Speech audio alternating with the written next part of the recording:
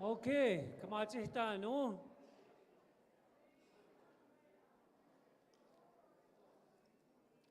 So if we can have everybody take their seats. Tan sigitit na o. Kahkio no aku maga nak marsine tuan kahkio ta nos kapitagohtiik. Kitatamskat na o kinanaskumt na o kahkio. So I'd just like to say a warm welcome on behalf of the Residential School Survivors Committee. Welcome to Île-à-la-Crosse, the historical Métis community of Île-à-la-Crosse. We will be celebrating 250 years as a community next year in 2026.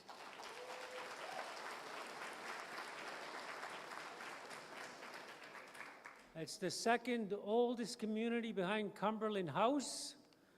And we'll do an open invite to the Premier to attend our 250-year celebration next summer. So I just want to say that, it's an exciting day for a lot of people. For some people, it might be a bittersweet day as we gather together here to announce the Île-à-la-Crosse Residential School Agreement in Principle, I think we're calling it. So marsi kapitsne toani pitagohtiik.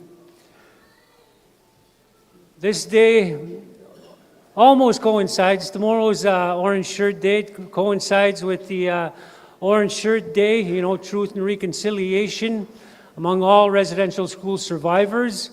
A lot of our survivors here in Île-à-la-Crosse have passed on, so keep them in mind because they went through similar or worse situations when they were part of the residential school.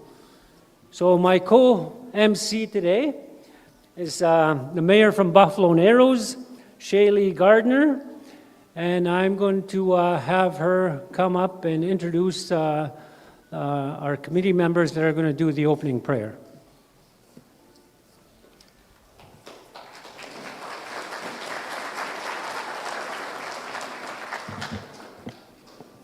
Good morning, everyone. It is a true honor to be here today.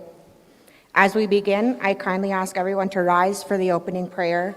We are blessed to have our elders, Anne Lafleur and Emile Janvier, with us today to guide us in prayer.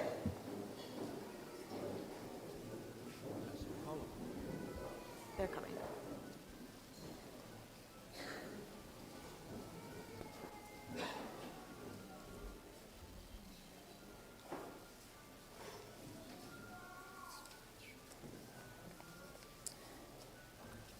Welcome, everybody. It has been such a long journey for everyone that had been in the boarding school. And it's such a great honor to have Premier Moe with us and his colleagues. I would like to say the following prayer. All-powerful Creator, you are present in the whole universe and in the smallest of your creatures. You embrace with your tenderness all that exists. Pour out upon us the power of your love, that we may protect life and beauty. Fill us with peace, that we may live as brothers and sisters, harming no one. O Creator of the poor, help us to rescue the abandoned and the forgotten of this earth, so precious in your eyes. Bring healing to our lives, that we may protect the world and not prey on it, that we may sow beauty, not pollution and destruction. Touch the hearts of those who look only for gain, at the expense of the poor and of Mother Earth. Teach us to discover the worth of everything, to be filled with awe and contemplation, to recognize that we are profoundly united with every creature. As we journey towards your infinite light, we thank you for being with us each day. Encourage us, we pray, in our struggles for justice, for love, and for peace. Thank you.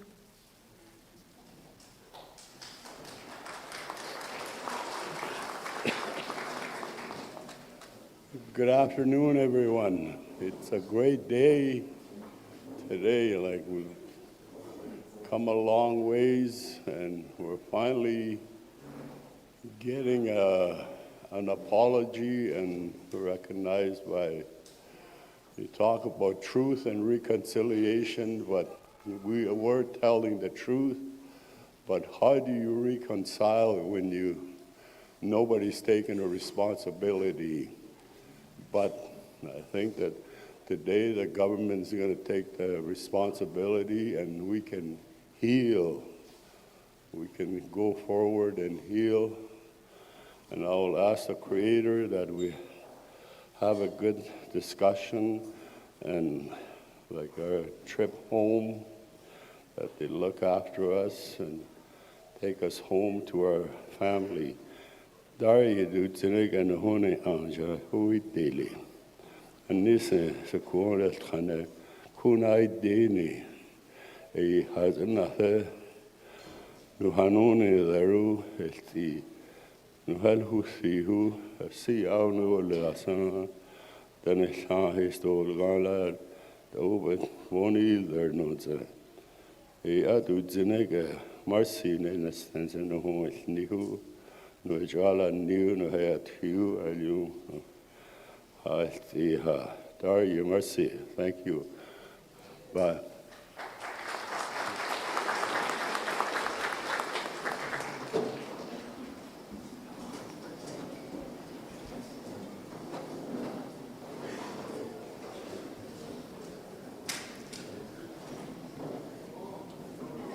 Big thank you to our elders, Emile Janvier and Anne Lafleur, for the opening prayer. Merci now. So yeah, just a warm welcome once again to all our survivors, intergenerational survivors that are here. It's an important, historic day today. I also just want to introduce some of our dignitaries that are with us here this morning. Of course, our Premier of Saskatchewan, Scott Moe, is present.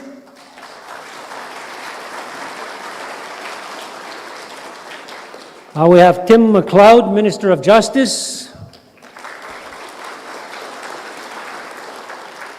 Everett Hendley, Minister of Education. Eric Schmaltz, First Nations, Northern Affairs. We have Vince Hennekew, Deputy Mayor of Île-à-la-Crosse. Mayor of Île-à-la-Crosse for 2 more hours before Myra gets sworn in.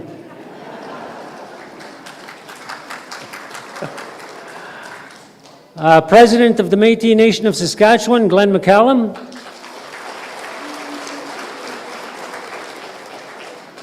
Our Member of Parliament, Buckley Belanger.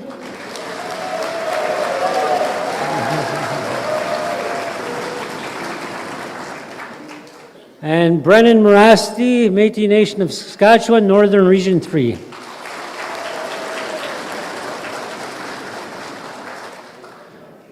And we have Melvina Obishon, to my right here, member of the committee.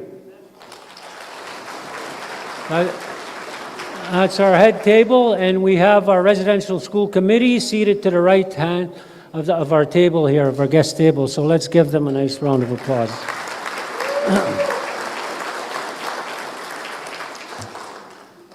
So today it's with great pride that I get to introduce our Premier of Saskatchewan, Scott Moe, to come and give some remarks in regards to the residential school agreement in principle, and to talk a little bit about their position as a province.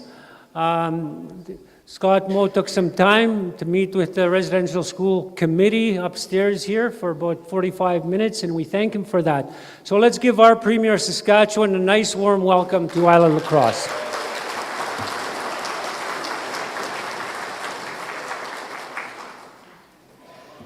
Thank you very much, Dwayne. It's not hard to tell when you get to Buckley's hometown.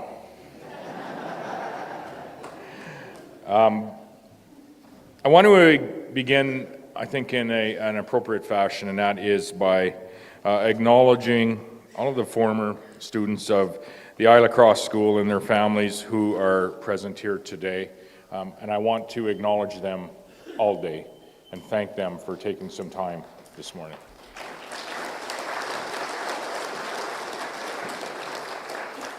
Your stories and the opportunity that we had to spend some time together this morning, as I mentioned, is going to help, I think, not only myself but others in the journey that we need to take together, the journey of reconciliation. And part of that journey is recognizing our past, which we also discussed. I want to, alongside Dwayne, recognize all of the dignitaries that are here today. I will not go through and reintroduce each of them, but I want to thank them for the work that they do on behalf of their community, on behalf of the people they represent, and on behalf of a very grateful province for the work that they do. Thank you to our elders, Anne Lafleur and Emile Janvier, not only for starting us in a good way here this morning, but again for your time this morning and sharing in conversation. Île-à-la-Crosse is truly a beautiful community, and I'm very grateful to be here today.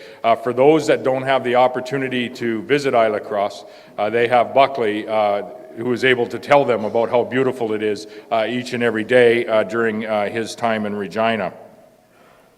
In the spirit of reconciliation, I'm here today to, yes, make an announcement, but I think even more importantly, continue and start to build an even stronger relationship.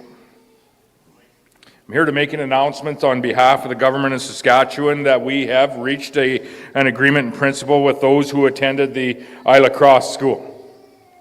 And under this agreement, we acknowledge that there were individual and cultural harms and abuses that were suffered by former students of the Île-à-Crosse School.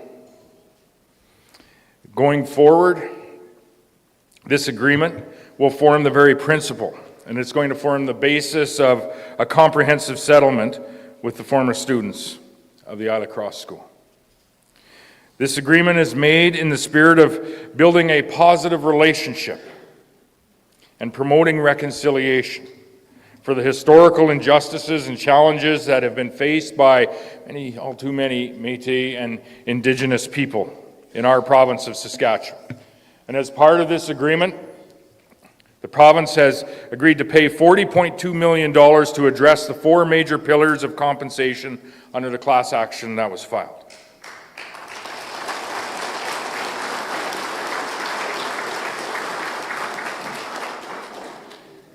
And those 4 major pillars are that the former students shared a common experience, that there was individual abuse, that the community requires legacy, healing, wellness, education, language, culture, and commemoration.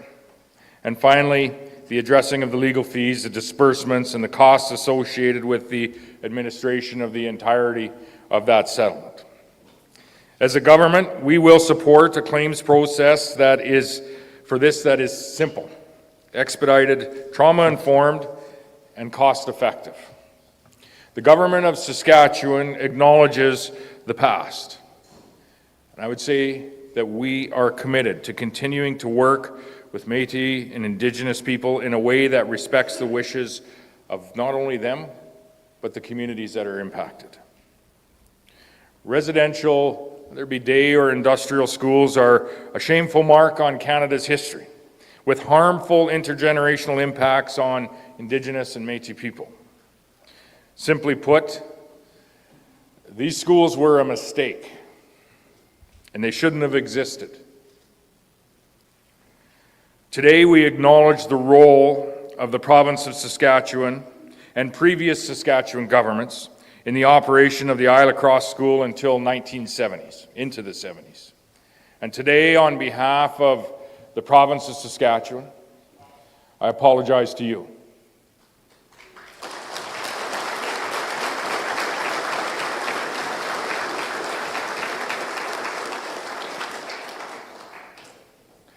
Hearing the truth and acknowledging the mistakes of the past are important steps in that path and that journey of reconciliation of which I spoke earlier. We need to continue to work together towards a brighter future for your kids and for mine. When I come to northern communities like Île-à-la-Crosse, I see the ingenuity and resourcefulness of the people that live here, and I can tell you I'm filled with hope for the future of the community of Île-à-la-Crosse, and I'm filled with hope for the future of our province and our nation. I truly believe that Saskatchewan is at its very best when we listen, when we understand and move forward together to build our communities together to make this province and this nation a place where everyone is proud to say, that's my home.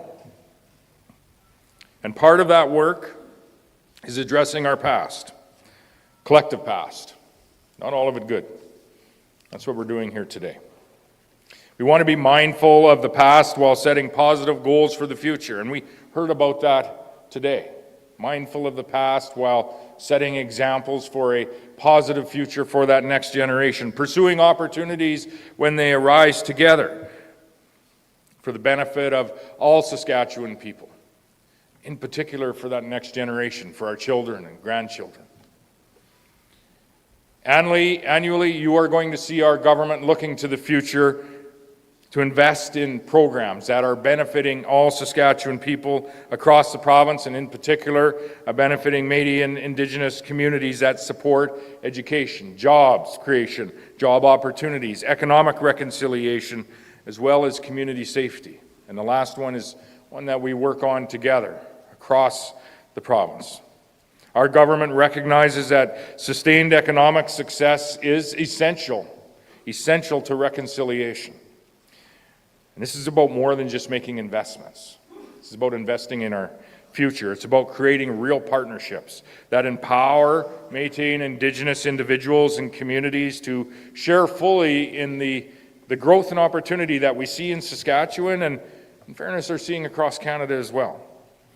This is why our government had launched the Indigenous Investment Finance Corporation a number of years ago that aims to assist us walking forward together in the ownership of some of the opportunities that are landing in our province. First out project under this partnership was the Seven Stars Energy Project. 5 First Nations, the MNS, received $100 million in loan guarantees. It's about 30% equity stake in that particular project, benefiting nearly 25% of Saskatchewan's Indigenous population. The Île-à-Crosse Fish Company. It's also a great example of economic reconciliation, one that's often talked about by your current MP and former MLA. We continue to highlight Métis and Indigenous business successes through events like the Indigenous Business Gathering. Earlier, that was hosted in Saskatoon. This year, there was over 1,100 attendees or participants that came together in Saskatoon to showcase some of the Indigenous-owned businesses and Indigenous investments that are being made in our communities. We have the Clarence Campo Development Fund. We're making investments alongside Métis communities, Métis businesses to support community projects throughout our province. We have the programs like the First Nation and Métis Community Partnership, the Projects Fund, and the Métis Development Fund, all funds that are put in place so that we can continue to walk that path of reconciliation together. These investments create jobs. They foster long-term economic opportunities for Métis and Indigenous communities, and I would say equally as important, Métis and Indigenous people. If I could just digress for a moment. And first say, maybe I'll just share the story of the beaded lanyard that I'm wearing. I received this as a gift in 2019 from the community of Big River First Nation, or Whitefish as I know.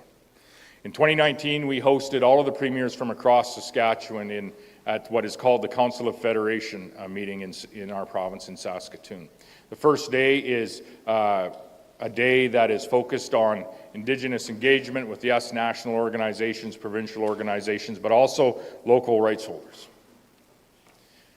And we hosted that day in Big River First Nation. That was the first time that all of the premiers had gathered in an Indigenous community,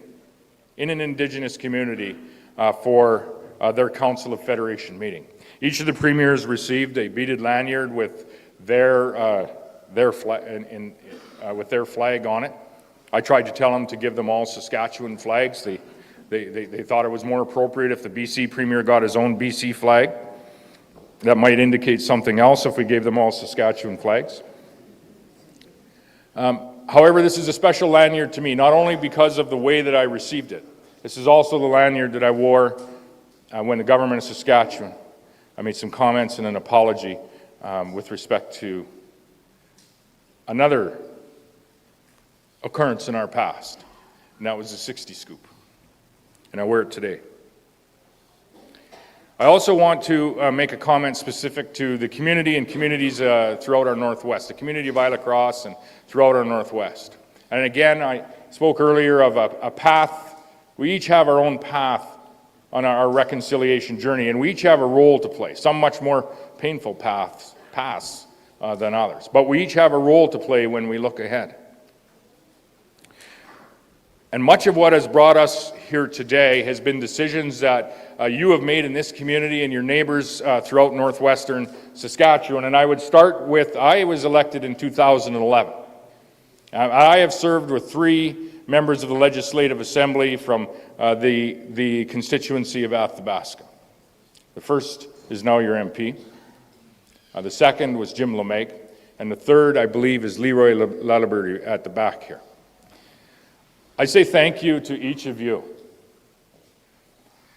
We are here today because of the work that you 3 have done in communicating, advocating, and educating not only myself, but others within the Government of Saskatchewan. And I don't know if Jim's here today, but when you see him, I ask you to thank him as well. This is politics aside. We've got all 3 colors here today: red, orange, and green, or blue, or whatever you want to call it. But this work is much more important than any political party that we currently or may represent. And so I say thank you to Buckley, to Jim, and to Leroy for the work that you have done in ensuring that the Government of Saskatchewan is able to come to this agreement with the Île-à-Crosse survivors today.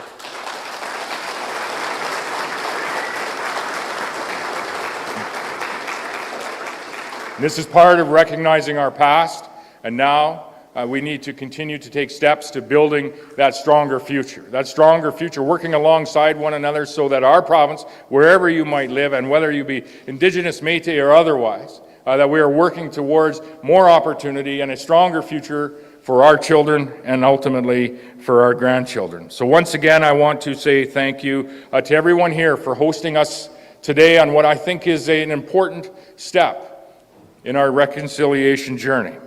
I want to thank you in advance for the fish that I know Buckley are going to say are the best in the province.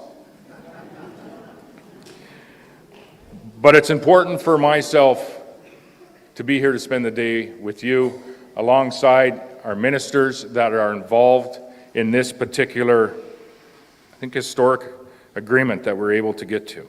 It's important for me to be here today alongside our ministers, with you in the community, but most importantly, with those on the committee and those survivors of the Île-à-Crosse School. We're incredibly grateful for your hosting us here today and for your generosity. I can't think of a better note for us to sit down and come together to enjoy one another's company and to talk about the importance of the recognition of today, but also to start and continue conversations on the importance of how we are going to work together to build a much stronger tomorrow. Thank you, everyone.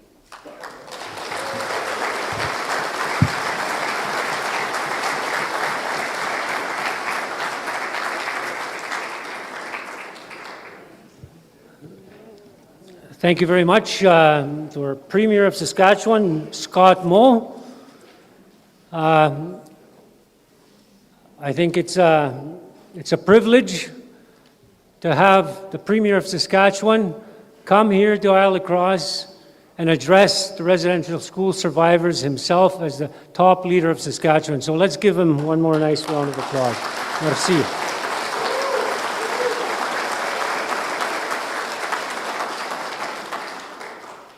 So now we're just going to take a little break, and I think what we're going to do is we're going to do a signing in principle with the Premier of Saskatchewan and the plaintiffs of the residential school survivors. So I'll ask the plaintiffs, the 6 plaintiffs, to come up. Louis Gardner, Melvina Aubuchon, Donna Janvier, Margaret Aubuchon, Emile Janvier, and myself. Yeah. Okay. Yeah. Yeah, I know. Yeah. So we're going to sign the agreement in principle, the 6 plaintiffs and the Premier of Saskatchewan.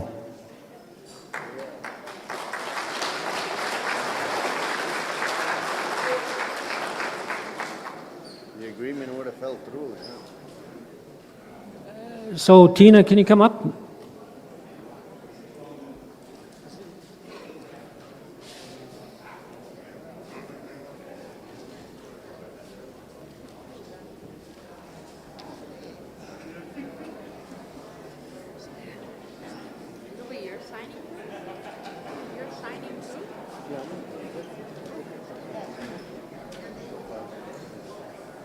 And Dwayne. I just forgot Dwayne. Okay, what happened? Okay, so I'll get the plaintiffs to sign first. So you have your name there. We'll start with Margaret Aubuchon.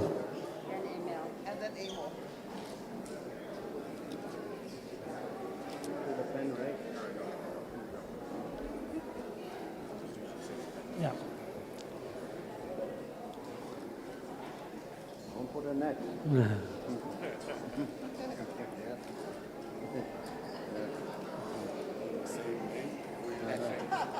So that guy said, we got the same name as that. Okay, we'll go to Emile Janvier from La Loche.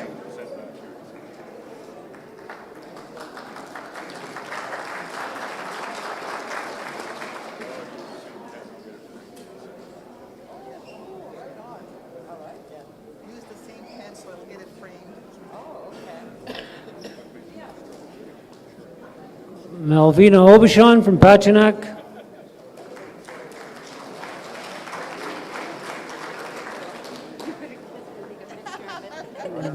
Donna Janvier from St. George's Hill.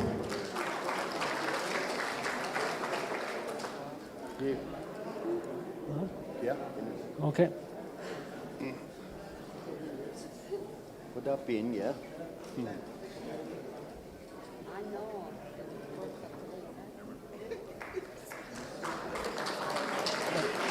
Louis Gardner from Île-à-la-Crosse.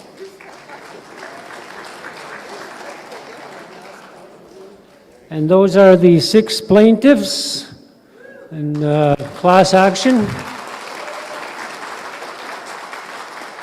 And now we'll invite our Premier, Scott Moe.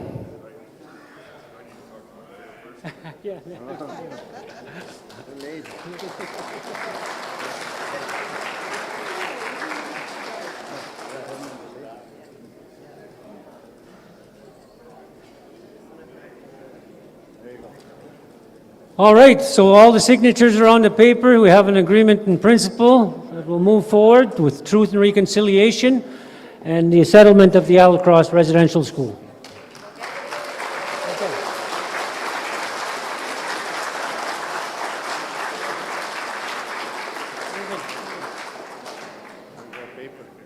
With that paper.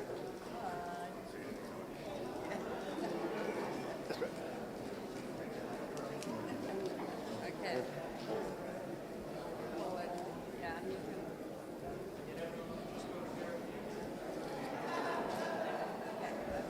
Over here, one more. Okay. We're on live there. Yeah.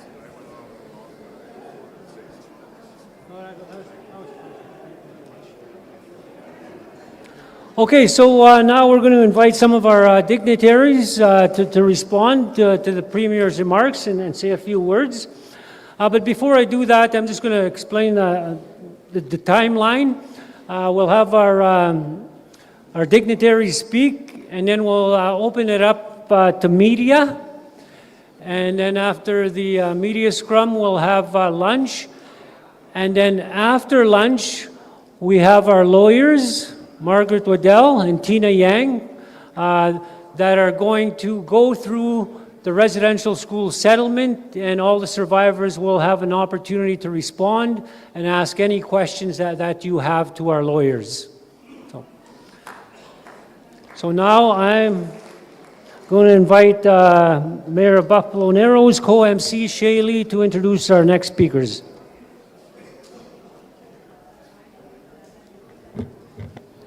Today, we are honored to welcome Louis Gardner and Melvina Obashan. They are both residential school survivors and plaintiffs who have shown tremendous courage in seeking truth and justice. Their resilience and strength continue to inspire our communities. Please join me in welcoming them.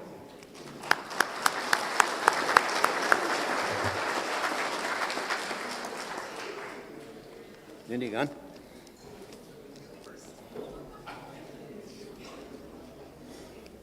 I got 5 pages here, so relax. No, but anyways, tansiktit na oga kyo, survivors, elders, leadership, the guests, and survivors from the surrounding communities. And I'll name them: Patronac, Pine House, La Loche, Buffalo Narrows, Turner, Beauval, Jans Bay, Kobe, Green Lake. That's who participate. Dory Lake, I'm forgetting one. Sled Lake. Any other community am I missing? Michelle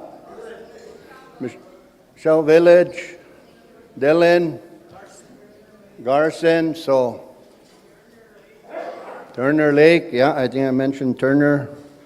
So, but anyways, those are survivors that attended Île-à-la-Crosse Residential School.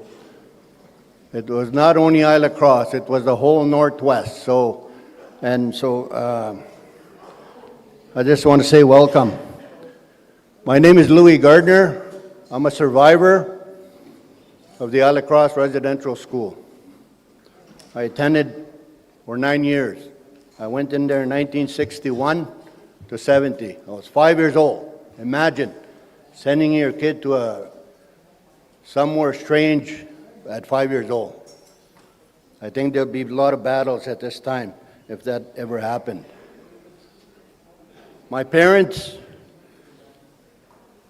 my brothers and sisters were all survivors. My dad attended school from 1941 to 49. And strange to know, to this day, I'm trying to still figure it out, he couldn't even write his name. So what was the purpose at that time of why he attended Île-à-la-Crosse School? They say it was for education, but I think it was something else. I know they did a lot of work for the missionary, but I still try to figure it out because I know when we used to sit at home, my mom used to teach him how to write his name. Then he attended the school for 8 years. So it was hard for me to figure it out. So, and I stand here before you of all the survivors that have passed on. And I'm speaking on behalf of them too. Because it's very important of our residential school, the history of it, how it became resident. We're one of the first, we're the first, if not one of the first residential school in all of Canada. And we stand here today with good news, but to me, the battle still carries on. And the agenda was simple. Residential school was no different than the First Nation residential school. It was to take the culture out of the child. That was the agenda. I couldn't use my name. I had a number given to me. And where do you see numbers today? In prison. You're given a number. So that's what we were given. You call your number, and we were not going to call you by your name. Number 48, come to the office. not Louis Gardner come to the office. So that kind of stuff we had to pick up right away. You couldn't use your language, the strap, and the abuse were the main weapons. Physical, mental, sexual. Those are the weapons that were used. So those, it brings us here today that a lot of survivors lost their culture, the language, way of life, our identity. You know what? We were forced to move from across the lake. We had a good life over there. And they say, but residential school forced our parents to move into town. But you know what? A lot of survivors, we want that thing back. We want to go back there. So we have to find ways of how we're going to do this. I stand before you, like I said, with all the survivors who are not here. I speak on their behalf, have passed on. Tomorrow is, before I go there, tomorrow is reconciliation, Truth and Reconciliation Day. And another point is, well, I remember, I know a lot of the survivors. I know my late brother, he ran away from the school and he went to the trap line. A lot of our survivors did not proceed post-secondary education. Very low number. A lot of us went into the bush. Way of life, exercising our right, but I think it just reflects to that. So, in the Catholic, we still have to talk to the Catholic. Very important that we do it. They need to be part of the healing process because they were the ones that delivered the program. I chose to sit with my grandkids today because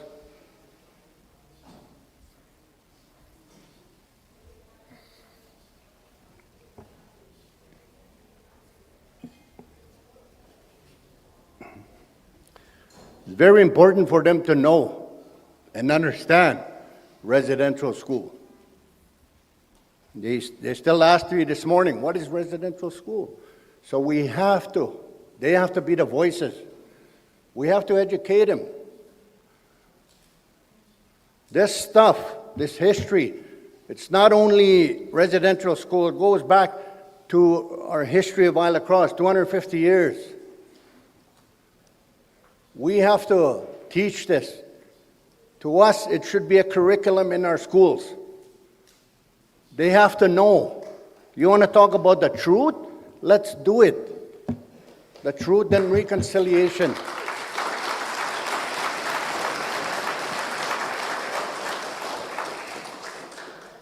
The Catholic, you know what? We used to go to church steady. And when we were taught, you go to confession, you tell the truth. We had to. And you know what? Let's reverse that now. Now it's their turn to go to confession, and they tell us the truth. And because I want to steal a quote from Michel, because he was involved with the file for a long time. This impacted 7 generations of harm. 7 generations. Now we have to find a way of how we're going to heal this and fix this for the next 7 generations. We have to. You know, the media, when we did the story on this, the media asked us, he said, so what do you guys want? So what do you want? I said, we want to heal, number one, we want to heal ourselves as a community. We'll do it. The survivors will do it. We have to lead. The survivors, through the Survivors Committee, have to be the lead on this. This is our legacy. We have to do it. Que no. Que no. So just give us the tools, is what I told the media. Get government, industry, the Catholic, give us the tools. We'll do it. The communities, surrounding communities. Because it impacts the intergenerational stuff too. We know it. Impacts. And the other point, I know tomorrow is TRC. You know what? Let's not just talk about truth and reconciliation once a year. We should be doing this 365 days a year.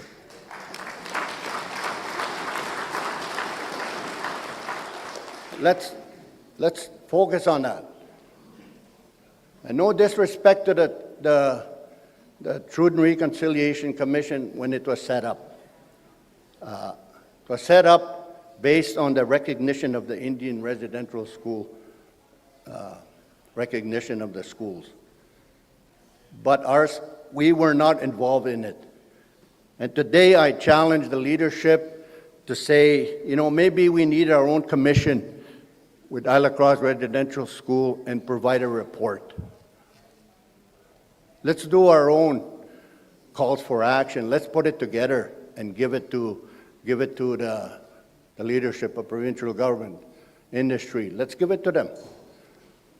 They need to be involved in this because our elders are crying for help. Our young people are crying for help. So, kahkio pugo.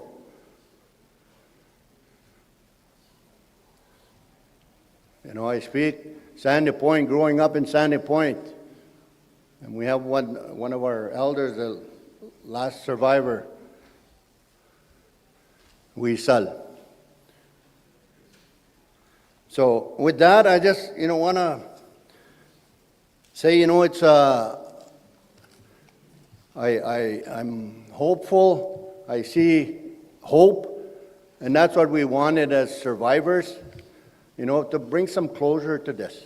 And I think, that we're starting to see it. We hope the journey continues and we start to see some real results and start to say, you know what? Let's build a future for the next 7 generations. So, merci. Thank you very much. Yeah.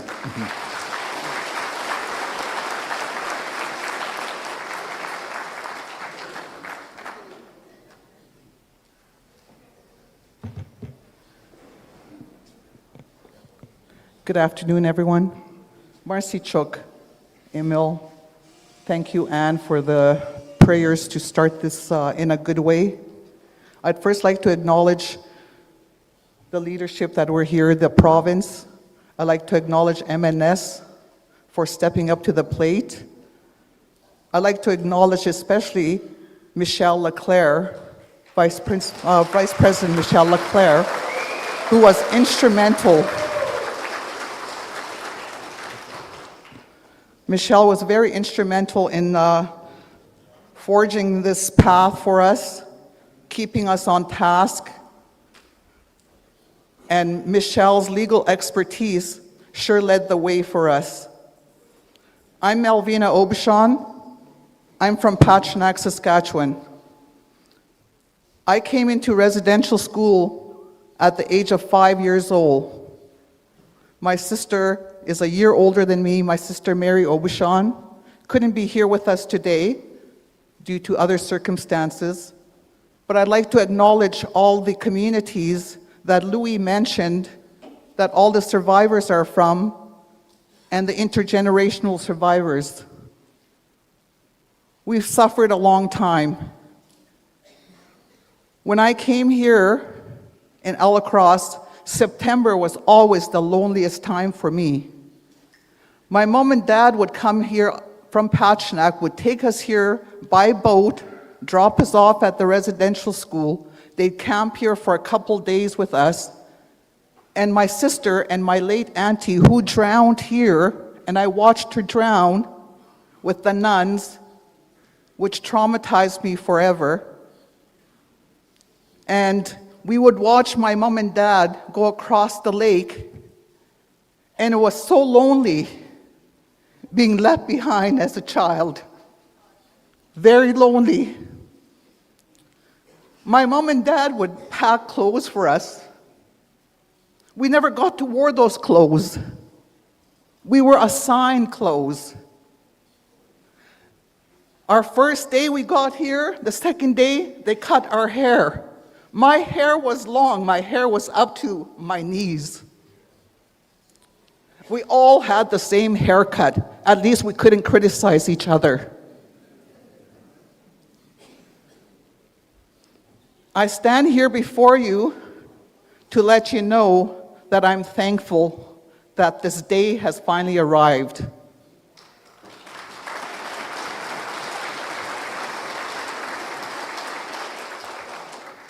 As Louis mentioned, life at the mission, the boarding home, the residential school, wasn't all roses. We weren't allowed to speak our language. My uncles and my aunties were with me. I never got to see my uncle because we were in separate buildings. We could never talk, even to your brother. You were punished. You were punished with the strap. You were punished, by going to bed early. You were punished by not having your supper, only for talking to your uncle or your brother because they were of opposite sex. I know Louis alluded to the church. That was spiritual abuse, emotional and spiritual abuse by the church. We had to go to church in the morning and in the evening, every day.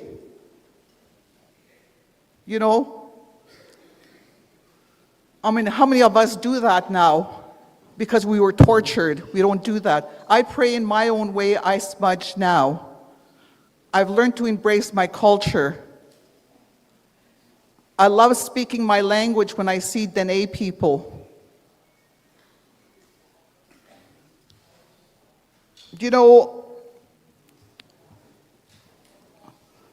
Settling this class action is not a complete answer to any of the issues that survivors faced, but it will promote healing and journeying towards closure.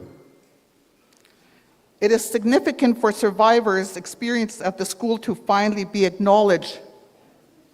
Thank you, Premier Moe. Thank you. And recognized. Not viewed as a lesser or as a bad as what has happened at IRS. It is important to acknowledge the very purpose of the school was part of a larger colonial agenda and cultural genocide. It was a genocide. Like Louis said, take the Indian out of the Indian, and which makes us more resilient. More communities are gravitating towards language revival, cultural revival, introducing land-based education into their education program so that the young children can learn the culture, not by textbooks, by oral history, by showing, and by learning that way. Thank you. This is a moment to remember. Thank you.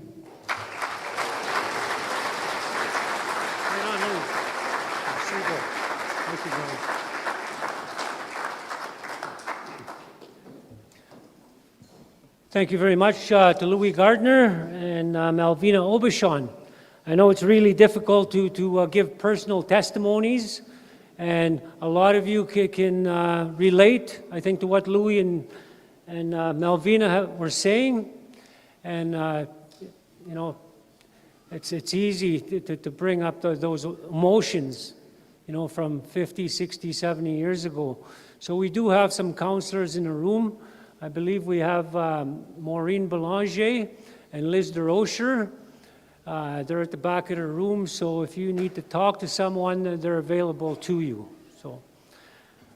So with that, we'll introduce our next speaker, and our next speaker will be speaking on behalf of the municipality of Île-à-la-Crosse. Our acting mayor for the last 4 months, Buckley resigned 4 months ago and Vince took over. And Vince tells me that in 4 months, he's paved the road from here to the Forks. He's settled the residential school issue by 2 phone calls to Scott Moe. So this guy's quite a leader. So let's give Vincent Hennique a nice warm welcome.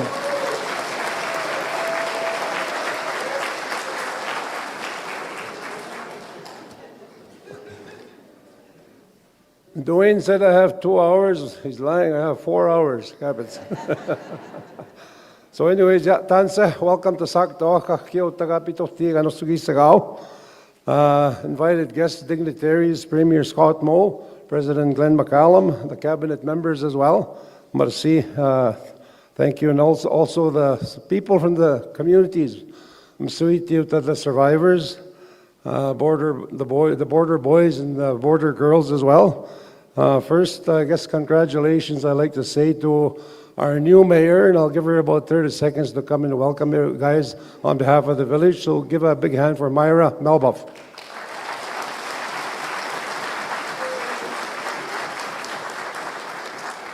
Good morning, everyone. I'd just like to welcome everyone to Île-à-Crosse. This is an historic day for our community and the people from the surrounding communities that attended the boarding school. I'm very humbled to have my grandmother here today, my dad, and all the elders that were attending the boarding school. Like Vince said, he has 4 more hours, so I'll let him lead so he can get his limelight here for a while. And thank you to Scott Moe and the crew for coming in today, and everyone else that was able to attend.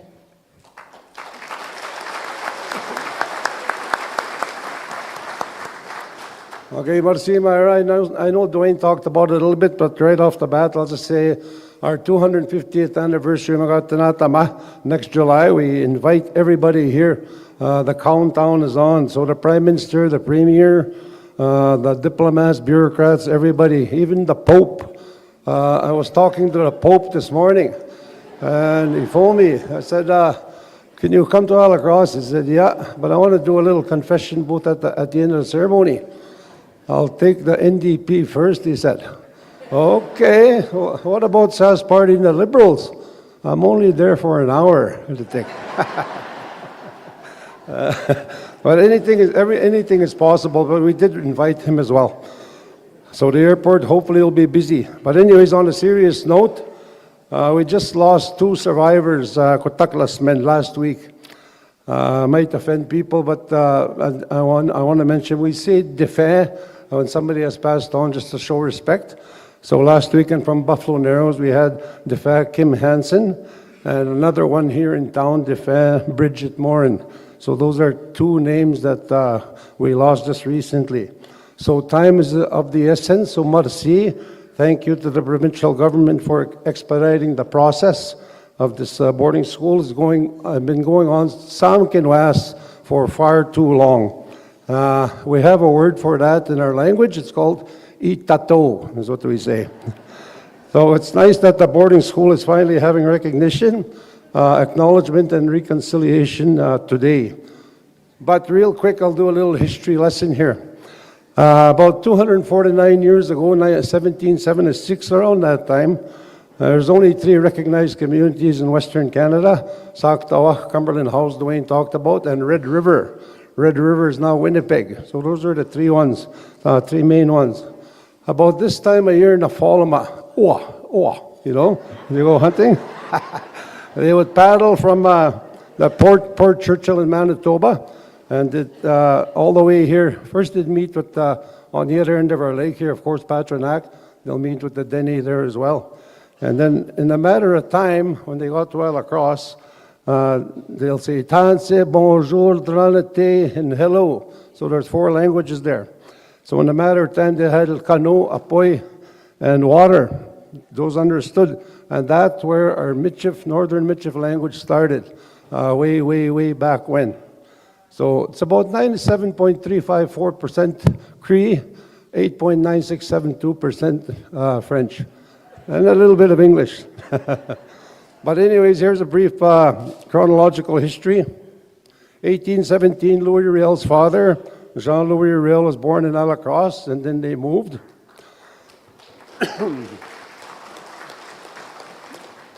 1846, arrival of the missionaries in the church, and they opened a boarding school, I believe in 1860, St. Bruno's, the first one, that's what it was called, Roman Catholic missionaries. And then 1868, Sister Sarah Riel begins work at L'Assomption here, and she's buried in her cemetery, by the way, for all you history people.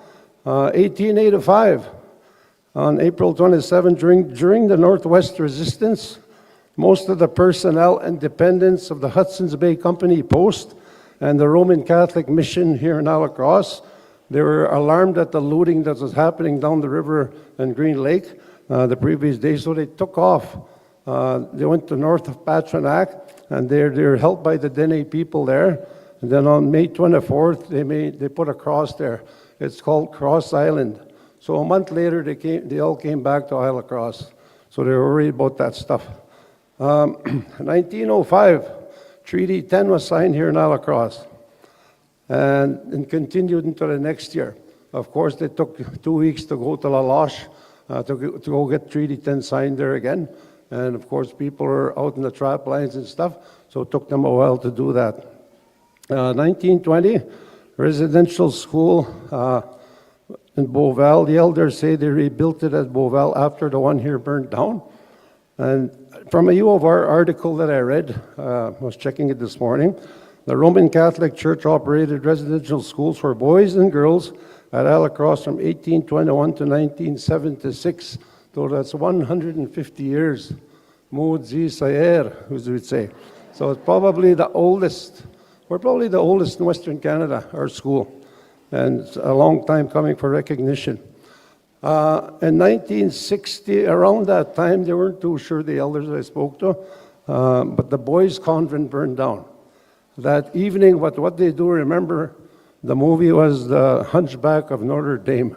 So just by that, they remember. 1976, we celebrated our bicentennial, 200 years. Also that year, the boarding and residential school closed its doors and has since been demolished. So it's been a long time coming.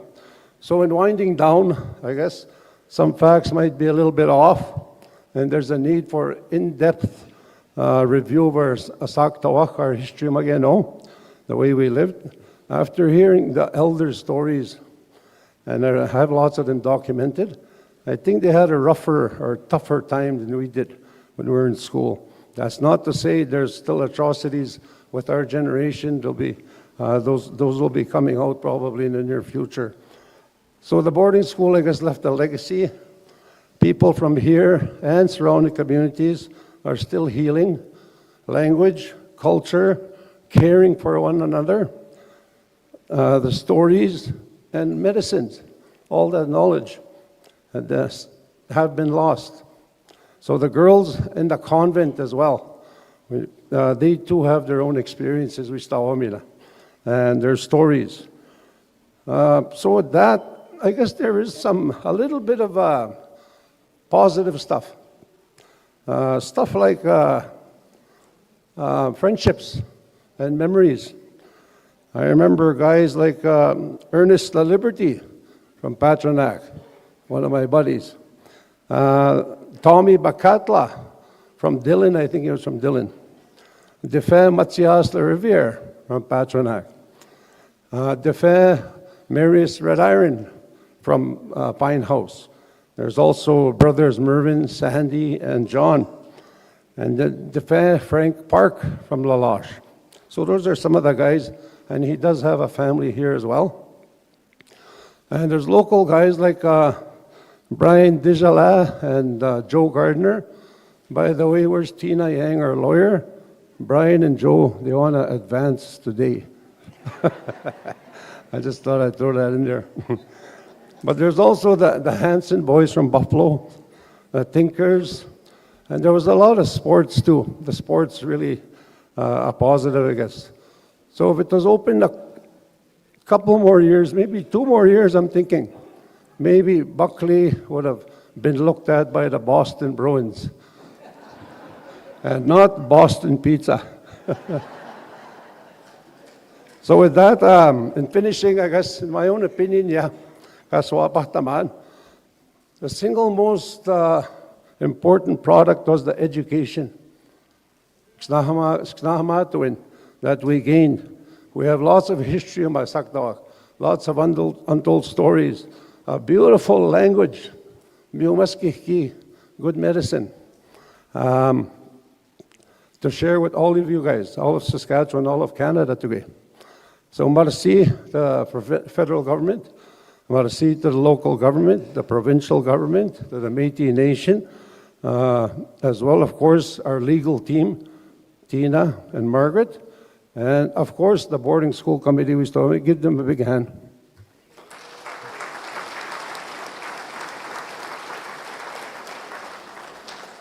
So I wrote this down, I'll read it. Merci minapiagol government kahyon ke kak nigani stachom mina piksquistamagiok.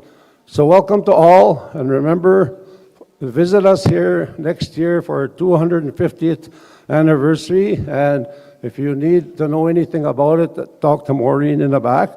So anyhow, thank you very much.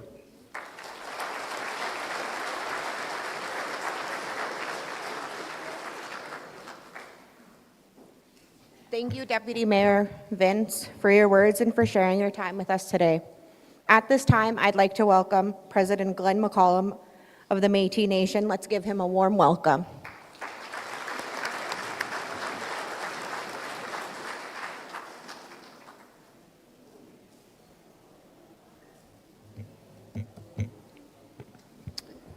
Good afternoon. Nui mga nastiga papa ya hota gues mamtani tina dantiga wi tuhtia kanus. Mama awasi ni tanima ma kituhtio gumuta school the kolomota kasiga ti residential school Île-à-la-Crosse. Mama, the elders, thank you in the tawagay mahachik. Tapitoy mio asik in a good way te tu tamagi way kamachik ta kagisigag mio sinewan ma. Ego said the committee. Igo kisipi tamigi o kwesi etuski kaya sochi watagi igi watagi tai awek tantuhtagui kiawagay pagitsik kaskitana o tapikuhtai tan sigay swani ha ako kaya ti school gagi tuhti tsuguta Île-à-la-Crosse residential school tinigi merci.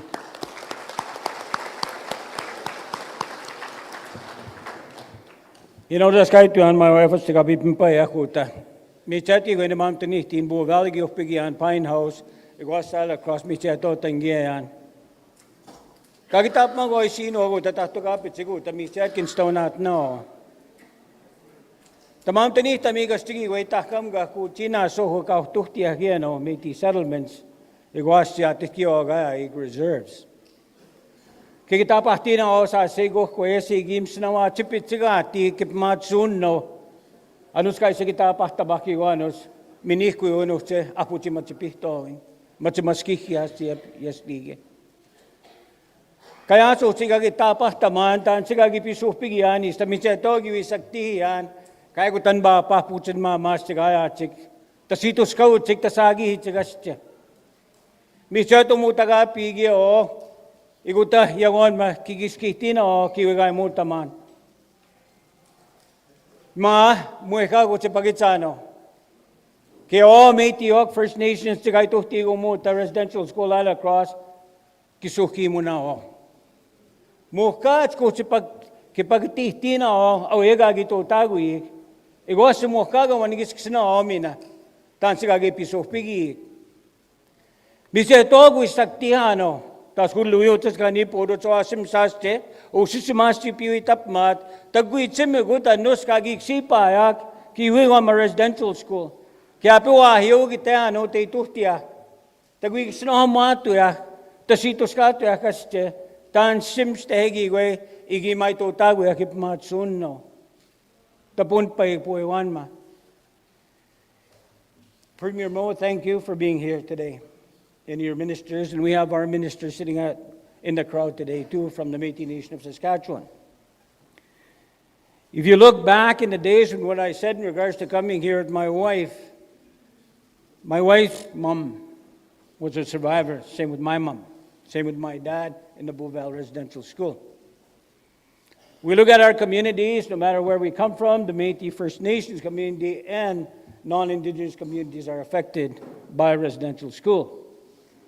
How families were taken away at a very young age to be put in a foreign place with a foreign language and a foreign lifestyle. It hurts me when I look back in regards to how it has hurt my dad and my mother, and now has hurt my generation and continues to hurt generations, my grandchildren and my great-grandchildren. It's a struggle within the last 8 years to be able to talk about residential school, but more importantly, to be able to have the ear of governments like the federal government and the provincial government. It takes special people to recognize the fact that they've done damage. Not them specifically, but the governments they represent. But history has to change. It has to look at its history in regards to what damage it has done. If you look at the high rate of incarceration, mostly our people. Welfare, mostly our people. Gangs, mostly our people. Drugs, mostly our people. Alcoholism, mostly our people. Think about that. In my little community of Pine House, the mayor is sitting here in the crowd today. We've lost over 100 people through alcohol, including my father. Suicide. So when people talk about reconciliation, I always say it's a weasel word because people like talking about it, but then there's no action. You know, these communities are very strong. They have the means to be able to come together. They have the means to be able to correct their lives in a good way with identity, culture, values, and language that was taken away at a very young age. There's a lot that I don't understand. We got to teach many of them. Many of our people. We have to have the means of those. And it always boils down to money. You know, I compliment our premier in regards to the working partnership, even though a lot of times it lacked in previous years in regards to the actions around policy. It's very restrictive. It's got to be outside the box thinking. It's got to be outside the box action. And it's got to be respect and understanding of our culture and to be able to trust us with the capacity we need to be able to build strong our communities and especially our families. So I commend you, Premier, in regards to the support that you've given us in health. Harvesting is coming up. There's a lot of things that we have to work on. But most importantly, this file that we have here today, to be able to have our people smile. I see the smiles this morning when I was here just looking. And to be able to finally see this day coming when our Premier can sit with us and talk about reconciliation, but more importantly, action in regards to the things that have happened to our families. I've got my phone with me here. I'm going to read something. You know, when you look at the history of our people, and the Catholic Church was mentioned, there's a lot of people that were renamed and not even have the actual last name they have, including the Natamagans of my community of Pine House, which my mother was a Natamagan. There's a lot of history, written history, in regards to the lack of consideration and appreciation for Indigenous people. So as I'm reading this, I'm going to add a little bit. This is John A. Macdonald, the Prime Minister of Canada, at the time that residential schools were considered. I've read this to the Prime Minister, and I try as much as I can with the University of Saskatchewan and the provincial government. When the school is on the reserve, / I'm going to put my own words, Métis community. They fooled around with words before, I can do it too. The child lives with its parents, who are savages. And though he may learn, or she may learn, to read and write, his habits and training mode of thought are Indian and Métis. He is simply a savage who can read and write. It has been strongly impressed upon myself as the head of the department that Indian and Métis children should be withdrawn as much as possible from the parental influence. And the only way to do that would be to put them in central training industrial schools, which are now called residential schools, where they will acquire the habits and modes of thought of a white man. That was our prime minister back in the day. And then the policy was written to put up residential schools, to take the Indian out of the child, or the Métis out of the child.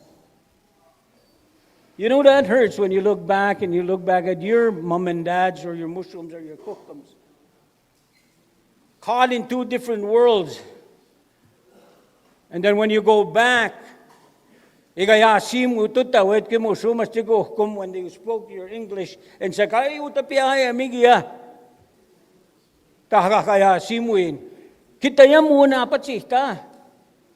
speak that English, that foreign language here, speak your language. And then when they go back to the residential school, say, don't speak that language here, speak the English language. Caught between two worlds. Think about that. There's so many stories that we can hear about what has happened. But the page has turned now. Not that we've forgotten the history of what has happened, but to be able to recognize the job that we have still to do. It's a long journey, but we can do it together. I'm very happy nowadays to be able to sit across from the federal government and the province with our premier and his ministers. But I'm telling you now that the policies that are in place will not work. We have to think outside the box. That Section 35 rights is so important. We've been squirting around Section 35. We got to bring it in. By bringing it in is signing agreements that complement our communities. Justice needs to change. Health needs to be different.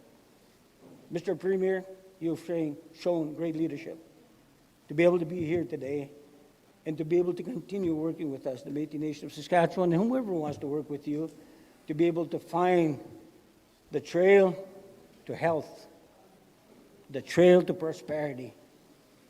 I'm with you.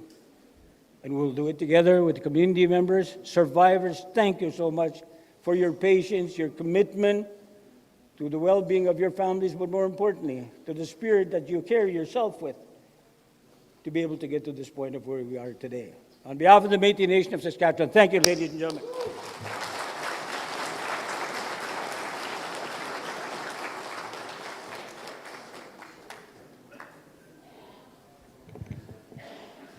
Yeah, thank you very much to President Glenn McCallum, Métis Nation of Saskatchewan. Let's give him one more nice thank you. Okay, we have one more speaker, but before I go there, Vincent Hennique just sent me a text. He said if Mayor and Council need anything else in the community of Île-à-la-Crosse, he's got 2 hours, and let him know while the Premier's still here, he said. So, our next speaker is a long-time politician, began as mayor of Île-à-la-Crosse many decades ago, spent, I think, 28 years within the legislature, held multi-ministerial portfolios as part of government, and critic to as part of the opposition. And I guess when Buckley was in the legislature, he'd get up to speak. And the Premier, while Buckley was getting up one time, the Premier said, "Oh no, here comes the north wind," he said. Well, It's nice to inform our Premier that the north wind is now in Ottawa. So let's give a nice warm welcome to our MP, Buckley Belanger.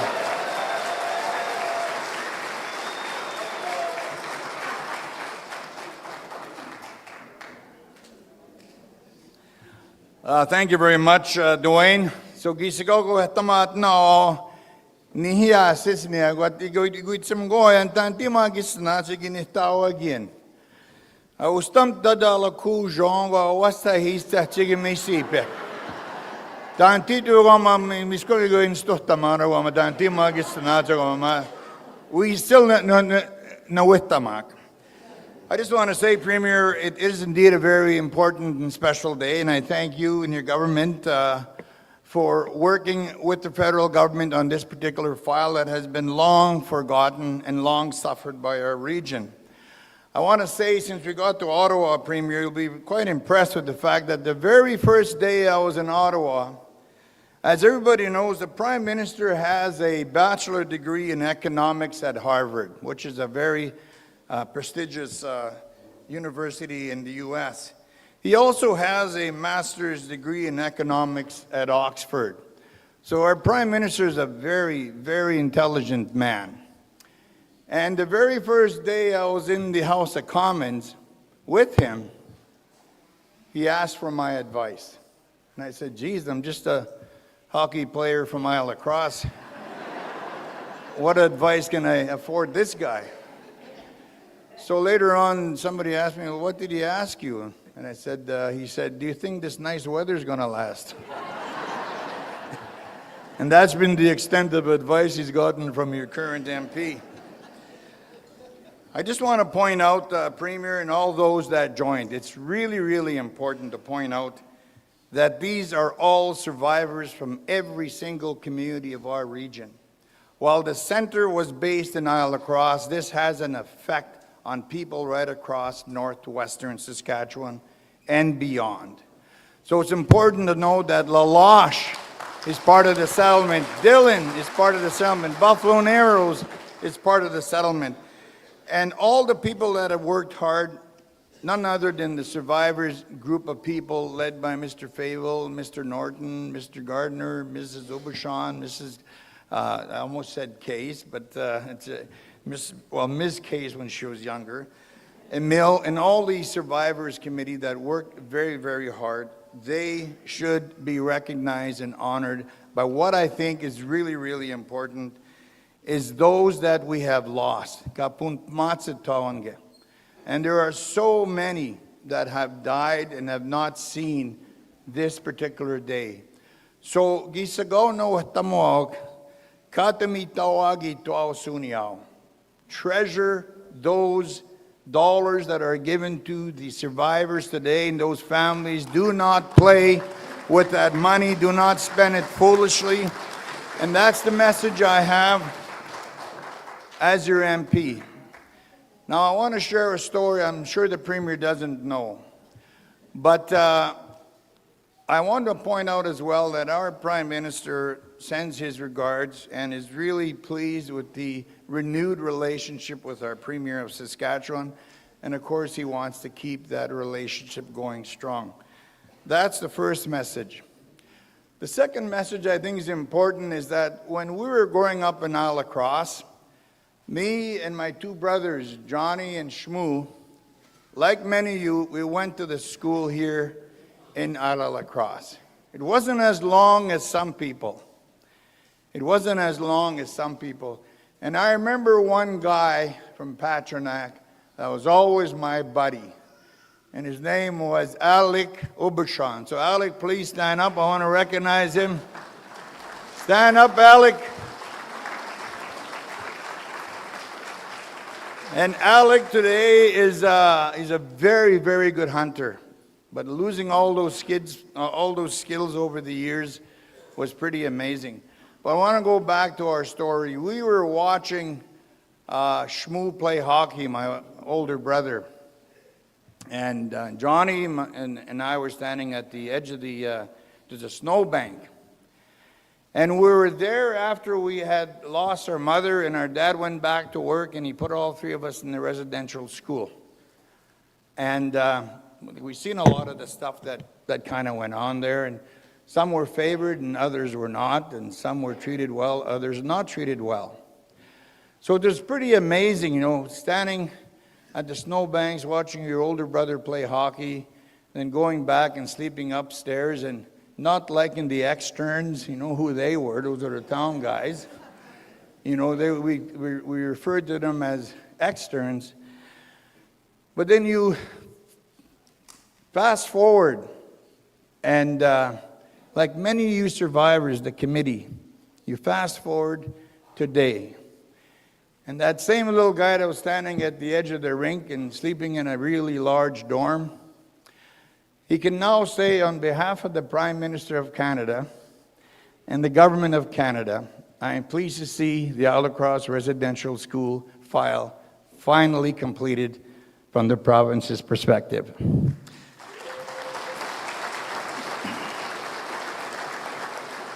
And that's a long ways. So I celebrate with you. Many of you have excelled in business. Many of you have excelled in politics. You've excelled in protecting your traditional way of life, and you have become an excellent people, despite the fact that we went through the trauma, and that's what it means by surviving that trauma. So the advice I have to the Premier is today is a very important and emotional day for Île-à-la-Crosse. But as I mentioned, it involves First Nations from outside of our community too. They went to our school. For more than a century, this Île-à-Crosse residential boarding school operated here in northwestern Saskatchewan. Almost 100 years of that. Métis, the non-Indigenous and First Nations children were torn from their families and forced to attend this institution.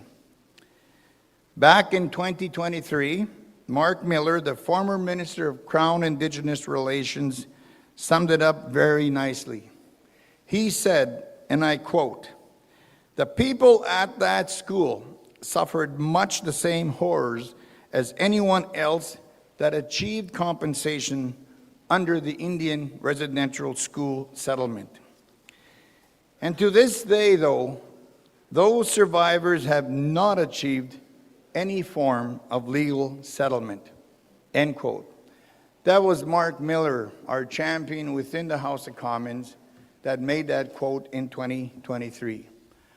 Today, I want to honor Mark Miller, and what he has today is a message he wants to share with all of us. As we say thank you to him, he says today, "I want to thank all the residential school survivors that attended Île-à-la-Crosse School for their fierce advocacy in making sure that this profound injustice is addressed. I hope today we are one more step forward in achieving a sense of closure in relation to this dark moment in our history that is still felt to this day." So as he shares his message to us, Mark Miller does, I just want to say to Mark again, thank you for your championship in Ottawa during this very troubling time. I'm so glad that our Premier mentioned Leroy, La Liberty. I'm sure glad there's also reference to Michelle for some of her work, LeClaire. I'm also pleased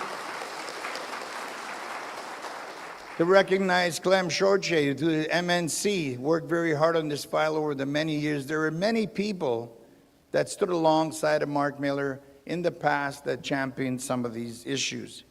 So I want to recognize them as well as I honored my buddy, Alec Aubuchon. We have announced, as we indicated this past summer, a multi-million-dollar agreement in principle between survivors and the federal government this past spring. And we'd hope to see the province act similarly. And Mr. Premier, on behalf of the Government of Canada, we thank you, your cabinet, for your courage and recognition of the challenges that we face. Now, I'll end on this note because I think it's really, really important that we share what I think a lot of people want to say. To both the federal and provincial governments and to the Survivors Committee, I implore you, Premier, as we move forward, to focus on our region, not a province-wide perspective, but on our region. And we need speed, Premier. We need speed in resolving these things. And as we mentioned, we need to manage this money well. We need to keep the people informed, as we know in this room that the problem was created here. The price was paid by us. So the benefits need to stay here and the services built here, not anywhere else.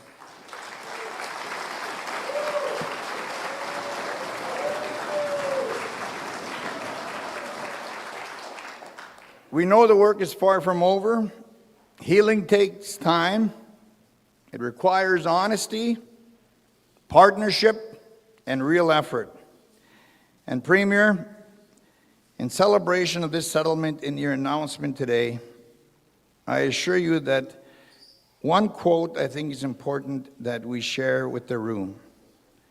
And the quote goes, "Someone once told me, progress moves at the speed of trust." And I think between the federal and provincial government, there's a big degree of trust on this particular file. But let us not forget the people we serve in this very room, in this very region, and that's where the priority should be. We cannot be neglected any further. So I reiterate the point of trust, speed, and honesty. The Government of Canada remains a committed, honest partner on this file, Premier.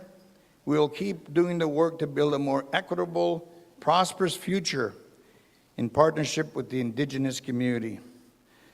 So again, Premier, I ask that we now turn together towards building a brighter future for the North, one grounded in truth, dignity, and opportunity for the next generations. Merci, Joe.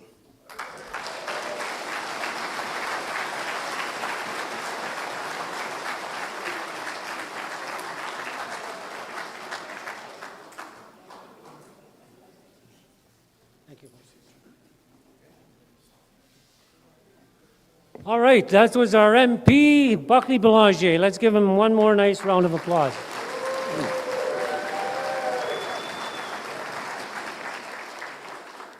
Okay, so now we have a few minutes for the media, if they want to ask questions. We do have some mics in the room, if there's any media. But we do have several on the line, and I believe they're going to be directed to our Premier. So we have, I'll go to number one, Hallie Mandrick from CTV has a question. Yes, good afternoon. This is Hallie Mandrick from CTV. I guess I had two quick questions. The first was not necessarily directed to Premier Moe, but whoever feels the most appropriate to answer. I was looking to see if someone could speak to the impact that this money will have in promoting reconciliation and healing, and what kind of specific programs or initiatives it might be going towards funding.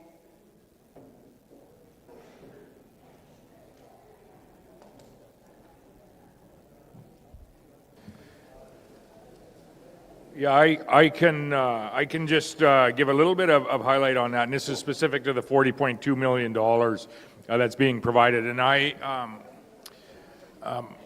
you know, first and foremost, I think I want to say thank you again to those that are involved in the Survivors Committee and the work that they had done.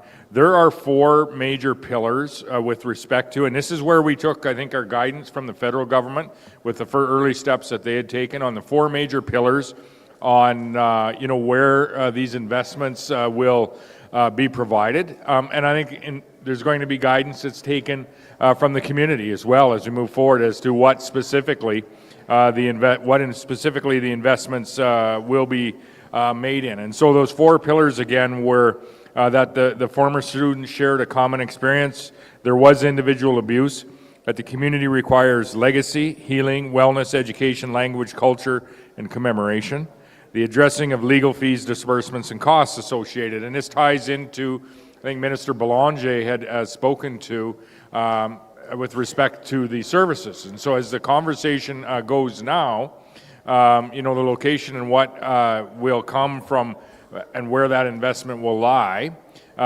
will be at the direction of the community, the survivors group, with respect to the pillars that have been set out in the agreement in principle that we have. And so it's a little high level at this point in time. However, I think this is an opportunity for us to really look at, if we're truly going to work together as we move forward. And as Minister Belanger said, that is rooted in trust.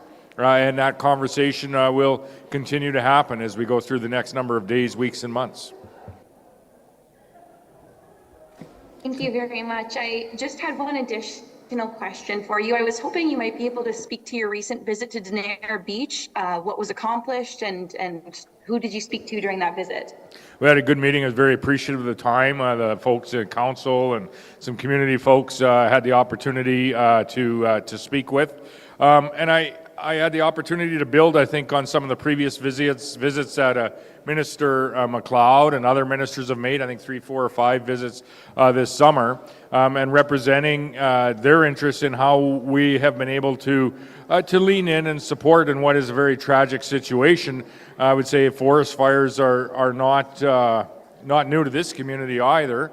It isn't that long ago that we saw one, coming down the peninsula here directly for Île-à-la-Crosse. And so we have some unprecedented supports that are in place in the community. We got to discuss that, as well as what opportunities we might have into the future to have, a stronger response, whether it be on the evacuation side or even the wildfire side as well. And I would say, I think today is the day that we see, in addition to the $20 million that we had provided there for cleanup, today's the day we see 35 homes heading north on a Saskatchewan highway as well. And so we will rebuild, and Denair Beach will rebuild, and we'll be there every step of the way to support the community and families that live there. Okay, thank you very much for that. Scott, we'll go to in the room here. Just identify yourself and who you work for.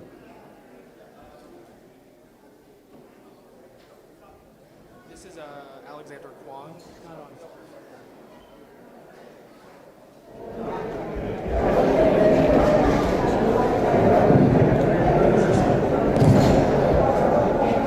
This is Alexander Kwong with CBC News. Alexander Kwong with CBC News. Premier, can you walk us through what it was like, the negotiations and to get to this point, the process to get here?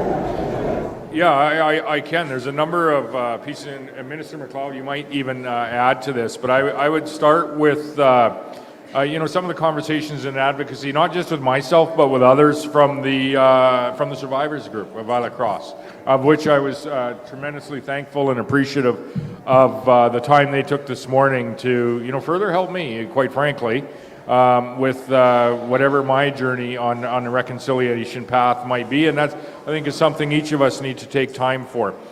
Second to that, there was very good discussions over the last number of years that I have bared witness to with all 3 MLAs from this area, whether it be Buckley Belanger, whether it be Jim Lemaitre, or whether it be Leroy Laliberty today. And each of those 3 deserve a thank you for, again, advancing this conversation in whatever room they might be in and whatever conversation they might be partaking in. Last and I think not least is this. And when you look at what does reconciliation truly mean, it means all of us working together to make a better life for that next generation, for our kids in our community where we live in Saskatchewan.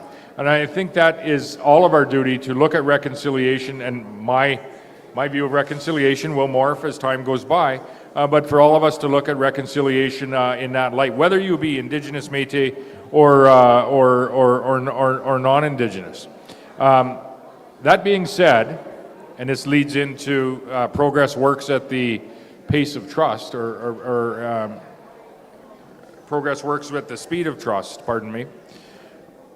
There is certainly a part where we need to recognize and take responsibility for the past, each and all of us. We have a past in Canada. It's not all great, but we need to acknowledge it, and we need to work together on understanding it before we can ever take those first steps forward in rebuilding our communities and making our province and our nation a better place for that next generation and for our kids. And so I think today is, in many ways, I hope today is a small step in acknowledging that past and committing to taking those steps forward for a better life for kids that are younger than me. A quick follow-up. We heard speakers say today that they wanted to have education on this experience. I'm just wondering, what's the government's views on how we educate the public, how we educate people about the past, about residential schools? Yeah, that's a fair conversation, and maybe some of that will come out of this as well, not even specific to, we have Île-à-la-Crosse today or Timber Bay, but the other residential schools across Canada as well, which would be part of the treaty education curriculum that our province incorporated into our K-12 schools for all students in Saskatchewan, not just Indigenous students, but all students take as part of their regular curriculum some treaty education in the province. However, that being said, with today, and Île-à-Crosse is, I think, the location for this, is history continues to change. With this very acknowledgement here today, the acknowledgement that was made on the Indigenous residential schools a few years ago, history continues to change and evolve, and I think that's important for us to realize as people in communities like we are here today, but important for our school curriculum and what we are passing on to our children to change as history does so before our very eyes. So it's a good point. Okay, thank you very much. I'll go to Peyton Zilich from Global. Hi, my question is for the Premier.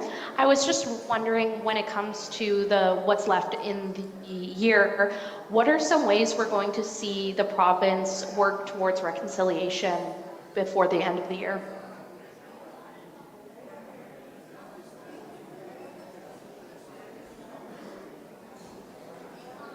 Yeah, and I think it is important to say that this is an agreement in principle, and as we find our way through it, it obviously would be certified, and then these investments would be made. And what is in the interest of the survivors and the community and the broader community that is impacted by this.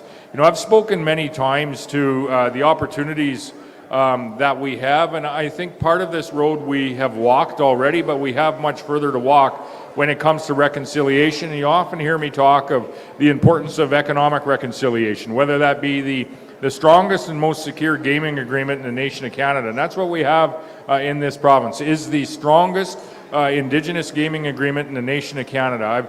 You heard me talk about the Indigenous Finance Corporation, which has its first project that we were thrilled to participate in, that is representing about 30% of Indigenous communities and in the Indigenous population in our province, and that's the $100 million loan guarantee for the Seven Stars Wind project down in the southern portion of Saskatchewan.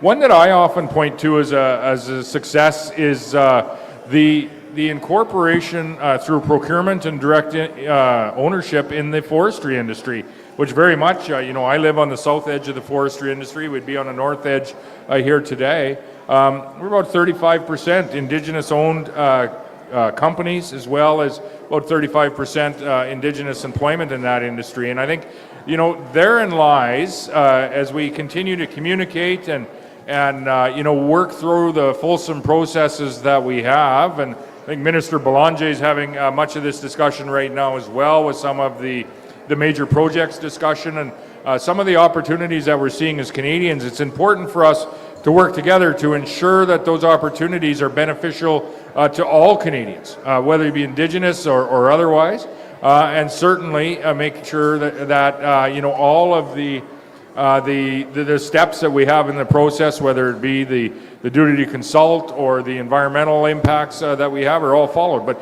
there is a great opportunity that lies before us in this province, and I would say more broadly across Canada. I commend the federal government for taking the initiatives that they have so that we have the chance to actually achieve this opportunity. But it's incumbent on us to approach it in the very spirit that we are discussing here today on ensuring that it is to everyone's advantage, not to one area of Canada versus another, and not to one area of Saskatchewan versus another, but it's to everyone's advantage. And that is very much what we are focused on in our reconciliation path as we move forward, is how do we, yes, acknowledge some of the past that we have in this province in Canada, and ensure that we are taking responsibility for it, and it isn't all good. But moving forward together and trying to work together to provide and take advantage of what some of these opportunities are in our province and our nation and our communities, most importantly.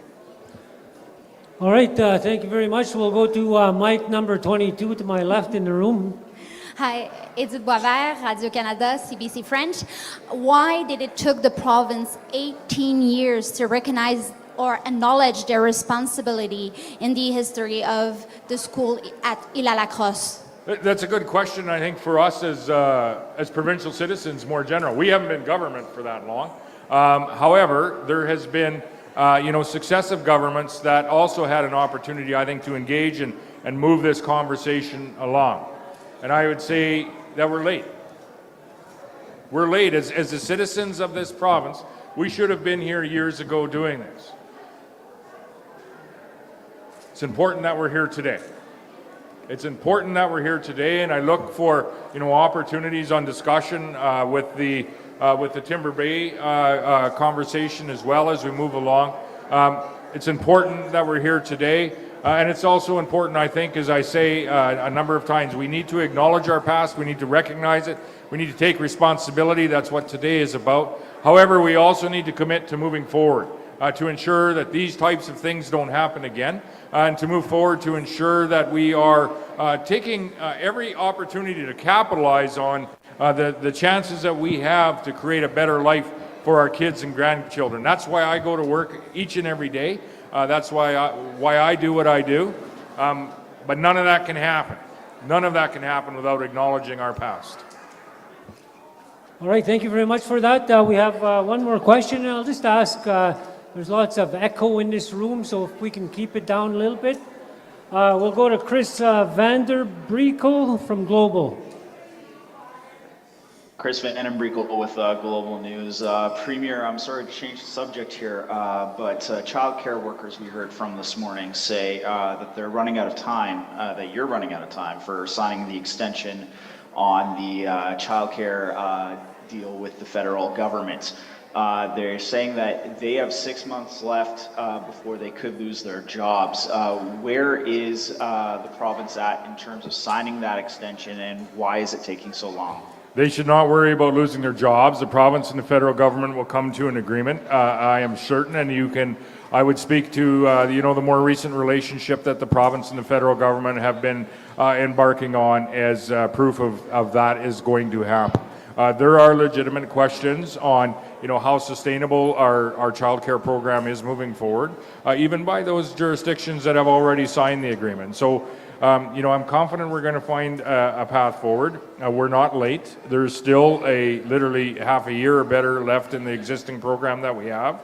I'm very, very confident that the minister, as well as the federal government, are going to be able to come to an agreement on this particular program and many others in the not too distant future either. So, not to worry, it will be forthcoming.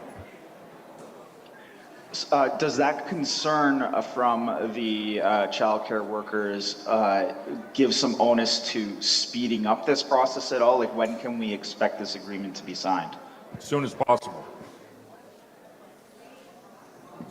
Okay, thank you very much for that. Just two things.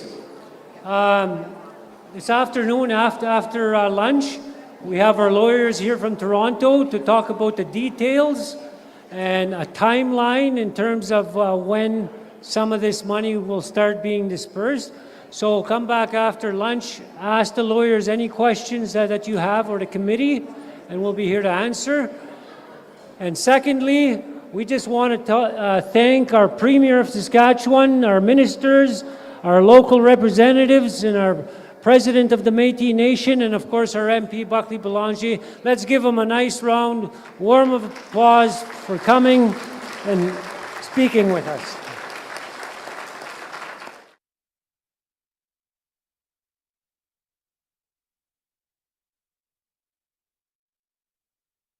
Talk about the details.